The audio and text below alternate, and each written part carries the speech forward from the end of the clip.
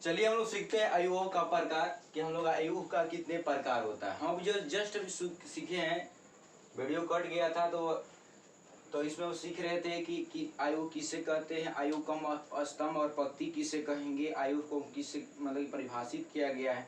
अब उनको प्रकार के बारे में जानेंगे। तो देखिए आयताकार, एक आयताकार आयु होता है। आयताकार आयु उसे कहते हैं जिसका पंक्ति और स्तंभ बराबर नहीं हो, उसको हम क्या कहेंगे, आयताकार। अब देखिए आयताकार जिसे हो जाएगा, मान लीजिए एक हो जाएगा 5 6 7 8 9 6, इसमें जो हो गया आपका 3 गो पंक्ति हो गया, 2 स्तंभ, बराबर नहीं है। तो वह आयु जिसका स्तंभ और पंक्ति समान नहीं हो उसको हम लोग आयताकार कहते हैं। और वह आयु जिसका पंक्ति और स्तंभ बराबर हो, पंक्ति और स्तंभ का हो जाएगा बराबर हो, उसको क्या कहते हैं हम लोग, वर्गाकार कहते हैं। जैसे कि यहाँ पर देखिए 2 आपका हो जाएगा पंक्ति हो जाएगा और 2 आपका हो जाएगा स्तंभ हो जाएगा। ये स्तंभ आपका हो जाएगा और ये आपका पंक्ति हो जाएगा। ती हो जाएगा पंक्ति और यह हो जाएगा स्तंभ। तो इसमें पंक्ति और स्तंभों की संख्या का है बराबर है, इसलिए हम वर्ग आयु कहेंगे। इसमें पंक्ति और स्तंभों की संख्या बराबर नहीं है, इसलिए हम आयताकार आयु कहेंगे। अब देखिए पंक्ति आयु कह रहा है जिसमें पंक्तियों की संख्या ज्यादा हो, जिसमें पंक्तियों की संख्या ज्यादा हो उसको पंक्ति आयु कहते हैं। अब देखिए यहाँ पर जो लिखे थे, तुरंत जो लिखे थे हम, पंक्ति आयु जिसमें पंक्तियों की संख्या का हो जाएगा, पंक्तियों की संख्या का होना चाहिए, ज्यादा होना चाहिए स्तंभ से। इसका मतलब ये 5 6 7 8 3, देखिए इसमें कितना लिख दिया पंक्ति, इसमें हो जाएगा 4 पंक्ति हो जाएगा और 2 स्तंभ हो गया। ये पंक्तियों की संख्या जिसमें ज्यादा होता पंक्ति आयु है, जिसमें स्तंभों की संख्या ज्यादा हुआ उसको स्तंभ आयु कहते हैं। तो स्तंभ आयु किसे कहे, यह पंक्ति आयु हो गया। इसको रो मैट्रिक्स भी बोलते हैं। और जब इसमें क्या करेंगे, जब इसके ही चेंज करेंगे, इसमें कहा था जिसमें स्तंभों की संख्या ज्यादा हो, जिसमें स्तंभों की संख्या, इसमें स्तंभ की संख्या जो का हो गया ज्यादा हो गया पंक्ति से, इसमें क्या हो जाएगा आपका, स्तंभों की संख्या देखिए ज्यादा है, क्योंकि 1 2 3 4 इसमें आपका है स्तंभ, यहाँ में 2 गो पंक्ति, 1 2, तो 2 पंक्ति इंटू 4 स्तंभ, 4 गो स्तंभ हो गया और 2 गो पंक्ति है। तो इसमें पंक्तियों की संख्या, स्तंभों की संख्या जिसमें ज्यादा हो उसका स्तंभ आयु कहते हैं। इसको कॉलम मैट्रिक्स बोल सकते हैं हम लोग, इसको बोलेंगे रो मैट्रिक्स। यह आपको दिमाग में बैठ गया। अब आता है आपको शून्य आयु। शून्य आयु वह आयु जिसमें अवयवों की संख्या, सभी अवयव 0 हो, शून्य हो, उसको शून्य आयु कहते हैं। वह आयु जिसमें सभी आयु का हो जाएगा, सभी आयु का हो जाएगा शून्य हो जाएगा, सभी आयु जो हो जाएगा वह शून्य हो जाएगा, सभी आयु का हो जाएगा शून्य हो जाएगा, जिसका सभी आयु का हो जाएगा शून्य हो जाएगा, उसमें क्या हो जाएगा, उसको हम लोग शून्य आयु कहते हैं। मतलब कि सभी आयु उसका शून्य हो गया, चाहे वो किसी रूप में हो, चाहे वह आयताकार हो, चाहे वर्गाकार हो, रो का मतलब कि रो मैट्रिक्स हो, चाहे कॉलम मैट्रिक्स हो, कोई भी हो, तो सभी जो उसका आयु जो अथी है, मतलब कि एलिमेंट उसका है 0 हो जाता है, जिसका मतलब कि सभी अवयव 0 हो जाता है, उसको हम लोग जीरो मैट्रिक्स या शून्य मैट्रिक्स बोलते हैं। यह दिमाग में बिठा ले। उसके बाद आएगा तत्समक, जिसको बोलते हैं आइडेंटिटी मैट्रिक्स, अच्छा यूनिट मैट्रिक्स, इसको आइडेंटिटी मैट्रिक्स बोल सकते हैं, मैट्रिक्स है यूनिट मैट्रिक्स। वह मैट्रिक्स वह वर्गाकार आयु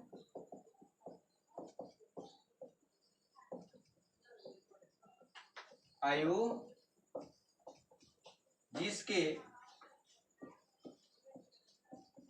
विकर्णों का अवयव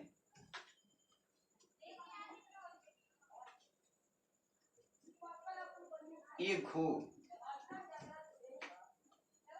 1 हो, मतलब कि यहाँ पर 1 0 0 0 0 1 0 0 1 यह हो जाएगा। अच्छा बोल सकते हैं सब वर्गीय होगा, इसमें सब वर्ग मतलब कि पंक्ति और स्तंभ की संख्या जिसमें समान हो जाता है। और उसके क्या होता है, यह वर्ग आयु हो जाएगा जब इसका प्रत्येक जो कहा था विकर्ण जो कहा विकर्ण का अवयव जो हो, विकर्ण का वो मतलब प्रिंसिपल एक्सेस जो बोलते हैं उसको, प्रिंसिपल एक्सेस को हम लोग अगर मान लें प्रिंसिपल जो डायगोनल एक्सेस नहीं, प्रिंसिपल डायगोनल का जो एलिमेंट अगर 1 1 हो और रिमेनिंग जो एलिमेंट हो वह 0 हो, रिमेनिंग जो एलिमेंट हो वो 0 हो, उसको हम लोग कहते हैं क्या बोलेंगे, उसको हम लोग तत्समक आयु, यूनिट मैट्रिक्स, आइडेंटिटी मैट्रिक्स बोलेंगे। इसको हम लोग मान लें सिंपल तरीका से अगर सूचित करना चाहते हैं, इसको सिंपल से डिनोट करते हैं। यह आपका बताएगा, यह पार्टिकुलर एलिमेंट बताएगा आपका, मतलब अवयव बताएगा। तो यहाँ पर अगर 0 कर लेंगे जब यह दोनों बराबर नहीं है उस कंडीशन में 0 है। देखिए यह सब बराबर नहीं 0 है। इस कंडीशन में 1 हो जाएगा जब दोनों का होता है आइडेंटिकल है। यहाँ पर इसको 1 1 बोलते हैं, इसको 2 2 बोलते हैं, और इसको 3 3 बोलते हैं। 3 3 2 2 1 1 बराबर है ना। तो यहाँ पर क्या हो जाएगा 1 1, और जो बराबर नहीं हो तो वहां पर बोलेंगे 0। तो यह सबसे सूचित करने वाला है, आपको आसानी से बता देता है। यह एनडीए को जो बच्चा एग्जाम देने वाला है, एनडीए के लिए सबसे महत्वपूर्ण क्वेश्चन ही माना जाता है, आसानी से पूछ लेता है क्वेश्चन। तो दिमाग आपको बात को रखना है कि यह कैसे आ गया। अब यह हो गया दशमक आयु चाहे यूनिट आयु चाहे आइडेंटिटी मैट्रिक्स। और विकर्ण आयु तो वह आयु जिसमें सभी आयु के मतलब कि छोड़कर सभी विकर्णों के अवयव 0 ना हो और रिमेनिंग अवयव 0 हो जाता है, उसको हम लोग विकर्ण आयु कहते हैं। उसको कहते हैं हम लोग विकर्ण आयु कहते हैं। क्या कहते हैं, विकर्ण आयु। जिसमें क्या हो जाएगा, सभी आयु का जाएगा 0 हो जाएगा, जिसमें क्या होता है सभी रिमेनिंग आयु 0, और विकर्ण जिसका मतलब कि जो कहता है मतलब कि विकर्ण का जो अवयव हो वह मतलब कि कोई हो डिफरेंट, उसको हम लोग कहते हैं विकर्ण आयु। देखिए आसानी से इसको सूचित करते हैं। मान लीजिए 5 0 0 0 0 ये आइडेंटिकल हो गया। तो वह वर्ग आयु जिसका विकर्ण का अवयव डिफरेंट हो परंतु रिमेनिंग जो उसमें बचा हुआ अवयव हो 0 हो, उसको हम विकर्ण आयु या डायगोनल मैट्रिक्स कहते हैं, डायगोनल मैट्रिक्स कहते हैं। तो दिमाग में इसको बात को रख लेना है, विकर्ण आयु किसे कहते हैं और डायगोनल मैट्रिक्स किसे कहते हैं। अब अदिश मैट्रिक्स, तो वह मैट्रिक्स स्केलर मैट्रिक्स उसे कहते हैं, वह मैट्रिक्स जिसको विकर्ण का सभी अवयव आइडेंटिकल हो, जैसे कि यहाँ पर डिफरेंट है ना, यहाँ पर आइडेंटिकल जब हो जाएगा यह आइडेंटिकल हो जाएगा यह 5 5, चाहे ऐसे हो जाएगा मतलब 2 0 0 0 2 0 0 2 0 2, तो यह हो जाएगा आपका, यह हो जाएगा अदिश 5 0 0 0 5 0 0 0 5, ये भी आपका हो जाएगा आपका, यह भी हो जाएगा अदिश आयु। उसके बाद आपको 5 0 0 5 ये भी हो जाएगा आपका अदिश आयु। मतलब कि अदिश आयु जो हो जाएगा जिसका मतलब कि डायगोनल, इसको डायगोनल का एलिमेंट जो है आइडेंटिकल होना चाहिए। डायगोनल का एलिमेंट क्या होना चाहिए, आइडेंटिकल, मतलब कि एक जैसा होना चाहिए, उसको हम अदिश आयु या स्केलर मैट्रिक्स कहते हैं। यह स्केलर मैट्रिक्स आपका हो जाएगा, मतलब कि एक अदिश आयु इसको हम लोग बोलते हैं, यह स्केलर मैट्रिक्स। ऊपरी आयु कहते हैं, ऊपरी आयु किसे कहेंगे, ऊपरी आयु में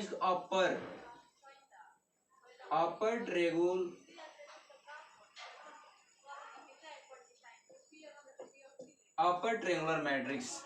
तो वह स्क्वायर मैट्रिक्स, वह स्क्वायर मैट्रिक्स, वह वर्ग आयु जिसका विकर्ण के ऊपर का अवयव विकर्ण के नीचे का अवयव 0 हो, विकर्ण के नीचे का अवयव का हो 0 हो उसको हम लोग अपर आयु कहते हैं। वह आयु जिसके विकर्ण के नीचे के आयु का अवयव 0 हो उसे हम विकर्ण आयु मतलब कि अपर आयु कहते हैं। अपर ट्रिगोनोमेट्रिक्स कहते हैं, चाहे ऊपरी त्रिभुजकार आयु कहते हैं। जिसके क्या होता है कि सभी विकर्ण के ऊपर नीचे के एलिमेंट का हो जाएगा 0 हो जाएगा, उसको कहते हैं। और जब क्या हो जाएगा यह निचला आयु कहेंगे लोअर मैट्रिक्स,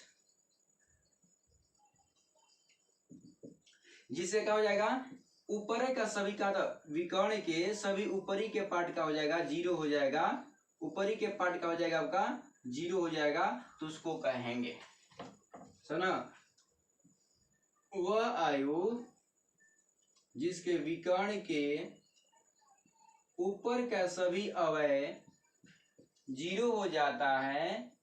ऊपर का विकर्ण हो जाएगा आपका, यह विकर्ण है, विकर्ण के ऊपर के या ऊपर के हैं, ऊपर का अवयव है आई 0 है, 0 हो जाता है, उसको हम लोग निचली त्रिभुजाकार आयु कहेंगे, चाहे उसको हम लोअर ट्रिंगुलर मैट्रिक्स कहते हैं, लोअर ट्रिंगुलर मैट्रिक्स। तो ये आपका इतना मैट्रिक्स आपको दिमाग में बिठा दिया गया। इसके बाद अभी भी अब हम लोग पढ़ेंगे ट्रांसपोज मैट्रिक्स पढ़ेंगे, है कि नहीं, फिर का एडजेसेंट मैट्रिक्स पढ़ेंगे। तो अभी बहुत सारे मैट्रिक्स बाकी हैं, तब अब उसके पहले इसको हम क्वेश्चन इस पे कर रहे हैं, तब क्या करेंगे हम उसको पढ़ेंगे, क्योंकि अगर थ्योरी इस पे अगर कर ले क्वेश्चन नहीं करेंगे तब वो डाउट बन जाएगा, इसलिए इस पे क्वेश्चन करते हैं। अभी इसको करने के पहले क्या करेंगे हम लोग थोड़ा सा इस पे दिमाग लगाएंगे। दो आयुओं का समानता, दो आयु का समानता कब होगा, जिसका मतलब कि अगर एक आयु और बी आयु अगर दिया हुआ है, सब समानता का हुआ जिसका इसका और इसका जो मतलब कि आपका स्तंभ और इसका जो आपका पंक्ति जो होगा, इसका जो स्तंभ होगा और इसका जो कहा था पंक्ति होगा और इसका स्तंभ होगा समान हो, जिससे 2-2 हो, इसका 2-2 3-3 हो, और इसका सभी अवयव जो होगा इसका भी अवयव प्रत्येक अवयव जो हो समान हो, उसको हम क्या करेंगे समान आयु में समानता कर सकते हैं, समान आयु कहेंगे। जैसे कि मान लीजिए बोलेंगे कि ए या बी है, मतलब कि दोनों समान आयु है, इसका मतलब कि बोल सकते हैं अगर 5 6 7 8 अगर लिखा हुआ है और यहाँ पर ए बी सी या डी लिखा हुआ है, तो जब समान आयु होने के कारण क्या हो गया ये इसका संगत अवयव 5, इसका संगत अवयव 7 और इसका संगत अवयव हो जाएगा 6 और इसका संगत अवयव हो जाएगा 8। इस संगत अवयव मतलब करस्पॉन्डिंग एंगल, करस्पॉन्डिंग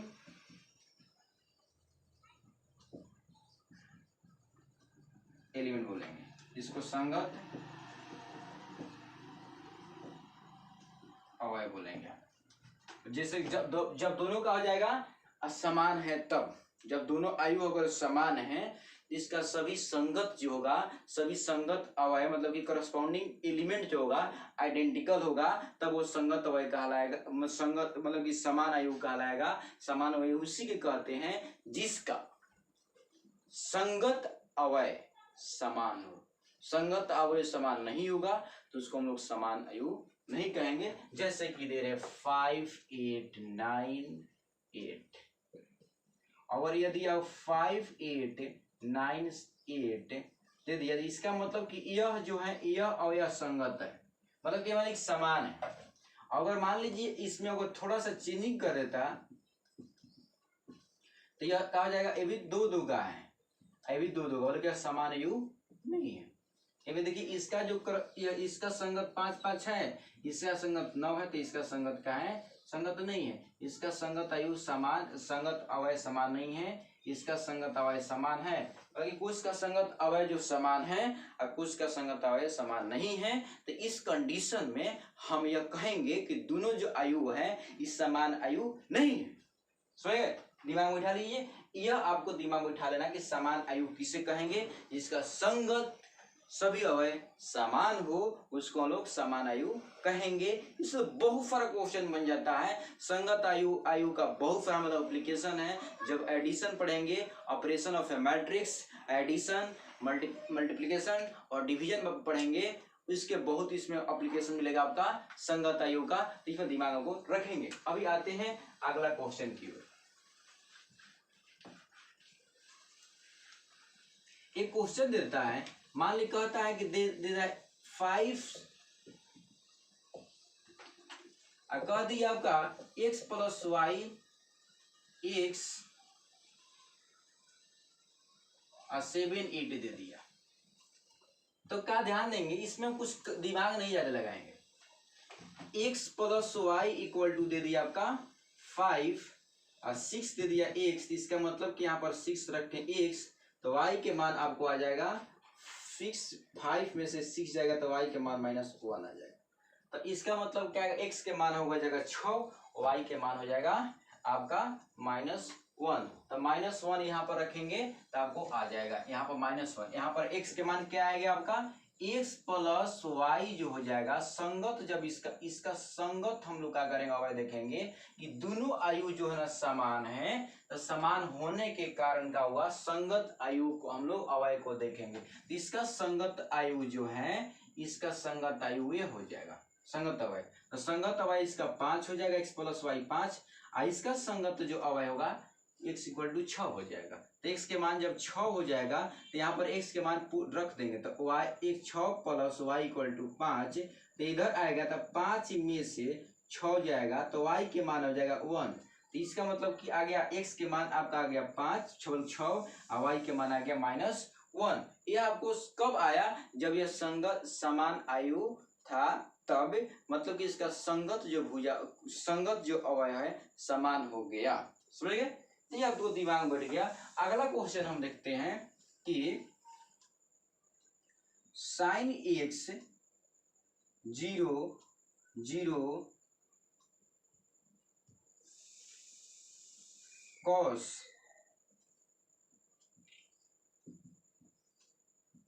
तो 1 0 और 0 हो जाएगा आपका पाई। तो यह ध्यान देना जरूरी है कि यहाँ पर x के मान क्या क्या आएगा। ध्यान देंगे हम x के मान जो है क्या क्या आएगा।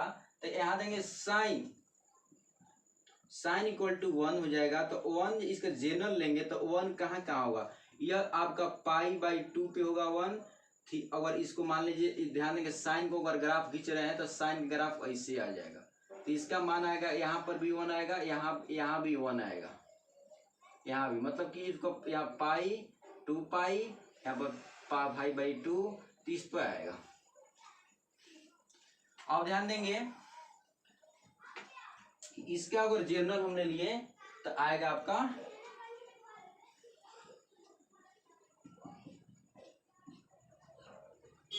ये आ जाएगा, क्योंकि यह जो होगा अगर प्लस पे जाएगा और माइनस पे जाएगा तो यह, तो यहाँ पर आपको आएगा n पाई माइनस प्लस